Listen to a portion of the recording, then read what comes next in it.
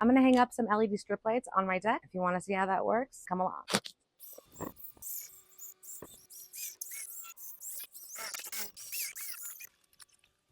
What do you think? Isn't this fabulous? I can see my way down the stairs at night. Kind of feels like I'm at a movie theater.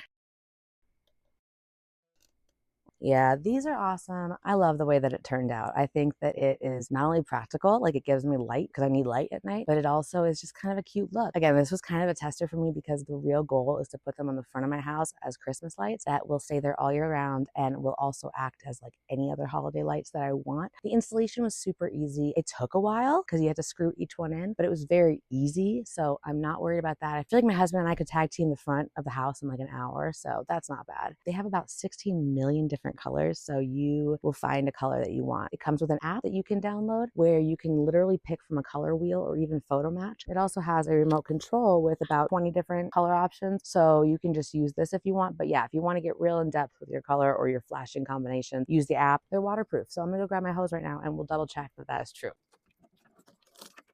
I haven't figured out all the things yet, but it does a lot of things. It works as a regular everyday home item, but it's also always ready to party. I feel very lucky that I received this so I could pass the information on to you.